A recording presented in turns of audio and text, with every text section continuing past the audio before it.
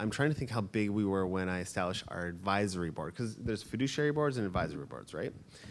So I started with advisory, and I did that probably when we were in the area of probably around your size, probably 18 to 20 people. And basically, it was only me, and I felt, I was leading the business, and I felt a bit of a responsibility, and I just thought, gosh, it would be irresponsible for me not to get some seasoned, tenured people to kind of look objectively at both me and the business and ask me the hard questions. And so I started with advisory, and in terms of the individuals, I shot for the stars. So got, Norm Francis, founder of ACPAC and Pivotal, Howard Gwynn, who was, he's a self-pronounced board whore, and then the third was this guy Greg Krevelak, who was kind of a bootstrapped entrepreneur. So I really looked at it was kind of a professional board member, the one guy that will not go on anybody's board, but I just wanted to win him over and jokingly call Norm my business dad. And then the third guy was kind of the rogue entrepreneur that really kind of built everything from scratch, and now recently brought on Bob Armstrong, who was formerly the CSO, CFO, every C-suite title of Ritchie Brothers. Now I'm crossing, there's a book called Traversing the Avalanche, which is written by a gentleman who's a professional board assembler. I don't know if that's a thing. And he advocates for fiduciary boards, and it's something I'm actually crossing over right now, where I'm thinking, the danger of a fiduciary board is they can fire you, right? But if you're really fast, you can fire them first. And so and that's actually the interesting thing, and I was talking to my board about this, is like, well, maybe this is the next level of accountability, because if I'm not taking your advice, right, you should be firing me, and then I'll have to fire you, and then I'll have to start all over again. So that's going to create a system of accountability. So I think I actually am growing to be a greater advocate of a fiduciary board earlier.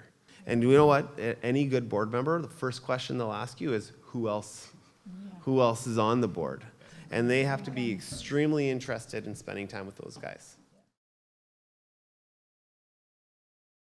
I offered a fee for their time to make sure I showed the regard, and most great board members are for earlier stage companies are relatively indifferent. It should be a punishment to you, so you take it seriously, and so you should be paying them and respecting them for their time.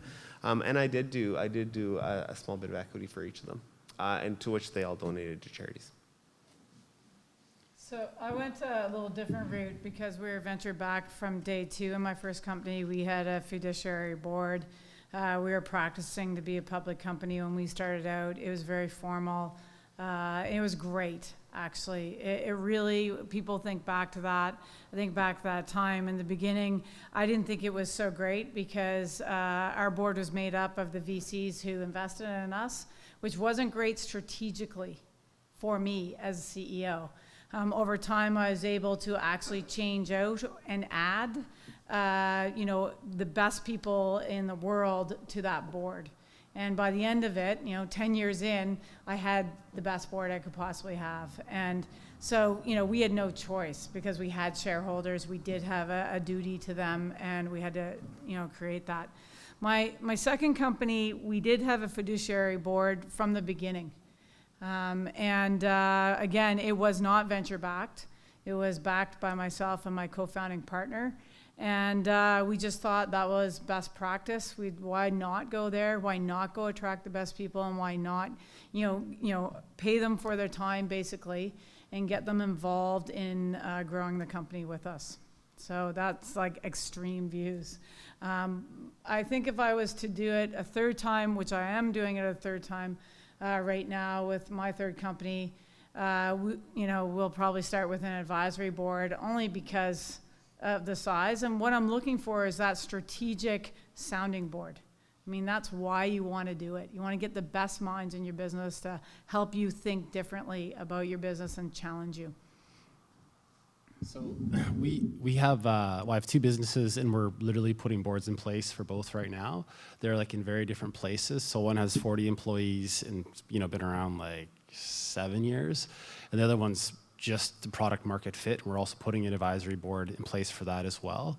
And for the exact same reason, we just want to create, well, I'd layer in for myself one extra layer of accountability, because when you have really smart people that are taking their time to meet with you, like it does raise the game. It really does raise the stakes. And they also like bring in like really fresh thinking and input to your ideas. And in both cases, we're going to give out a little bit of equity, and we're going to be paying. There's a small service fee as well. In the case of Bucket List, we're making it an option where we'll either give them a small service fee, or we're going to take them out on a bucket list experience. So instead of payment, we're going to take them like heli skiing or snowmobiling and stuff. So, yeah. And Greg's actually on our advisory board. So. If you're going heli skiing, I'll do it for a meeting. Yeah. So, here's something funny about that. We approached I won't say his name because he's not confirmed yet, but he's created $1 billion company, huge bucket list guy, and he's now interested in potentially joining our board in about 4 months. So weird hooks, goofy ideas can be pretty cool. So I'm aware I'm not a panelist, but given that I have students in the crowd, I'll also have to add, my own company is angel-backed, and we got a board right as soon as that happened. And thank goodness for them, because when you start a company, your first company in your 20s, it's really nice to ask someone, what just happened? Or what should I be thinking about next? Because you don't have that experience yet. we do a daily video scrum, so everybody at 9:50 a.m. joins on a video call. And like we talk about like your top 3 priorities for the day, barriers and whatnot. But like we also tell like a joke of the day and like do quotes. It's like a good bonding time. Weirdly, it's like a lot of the stuff we pulled out of our other businesses. We do weekly one-to-ones, which is also video chat. We do all the technical stuff like project management and tracking points inside of Jira and stuff like that.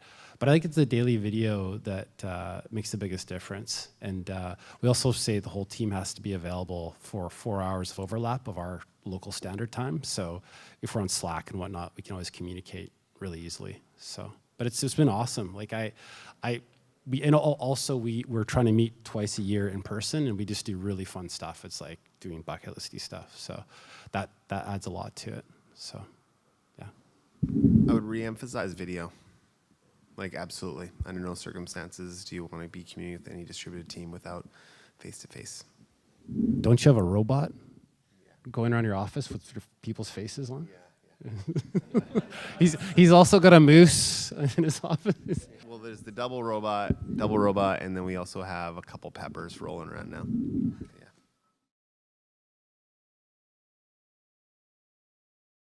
We did use that program, I think in both my organizations.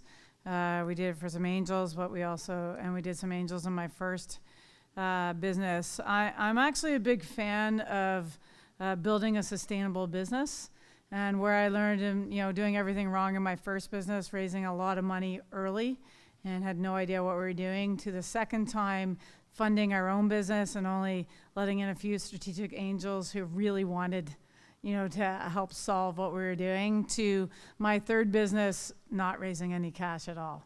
So I don't know if that's like my view of it is I'd rather entrepreneurs learn how to build a sustainable business than become reliant upon the dollars. At a time, are dollars, relevant, and do we need them? Yes, according to the plans, but I'd rather entrepreneurs figured out how to build a sustainable business than rely on investment dollars, is my own experience. I'm also very excited about building cash flowing, sustainable, long-standing businesses. We've never borrowed a dollar. We've never, from a bank, investors, nothing. And we're still managing to grow. Even at this stage, we'll do close to 40 million and have grown 60% just in the last year. And growth is expensive, but it's okay if you plan accordingly. Everyone's so focused in the beginning on some kind of these meaningful exit plans. And the truth is most businesses are going to go through multiple pivots and changes and adaptations. And I think you can actually falsely bind yourself to something. So I would just say kind of run quick sprints. And also one of the other thing is why can't, there's entrepreneurial and there's intrapreneurial. And you can also, my career was working for a bunch of entrepreneurs before I kind of set out on my own. And it was amazing. Like those were hugely formative years for me in seeing kind of, let's say, like, why am I so paranoid in cash flow? Because I worked for a great entrepreneur that always ran his business right to the line. The bank was calling once a week during payroll. And I thought, I never want to ever do that. That is like heartbreaking. And I think it's just, I think you can really build a business, a sustainable business, without having to necessarily start with funding from the beginning. Eventually, maybe you need gas. And that is what money is. It's gas. But what happens if you have a whole bunch of gas and no engine? You just spill it all over yourself? Like, there, right? Yeah, even with Bucket List, like, it was my third business. We went into it with this ridiculously big vision, and we sprayed money around for 2.5 years. It was our own money. We refused to take any outside cash. But like, we should have known better. But when you're forced to create a profitable, sustainable business, even from a bootstrap point of view, that forces you to make really tough decisions early on.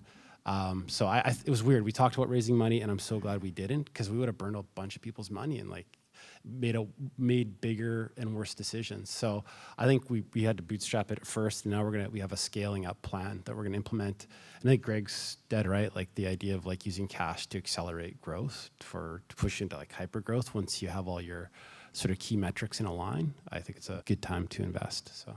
And we'll stop the Q&A there, because that was an excellent full circle to things that you might not necessarily know, and people who think differently than you, because so often you hear that the money is the answer, and it sounds like it very much is not the case. So thanks so much, guys.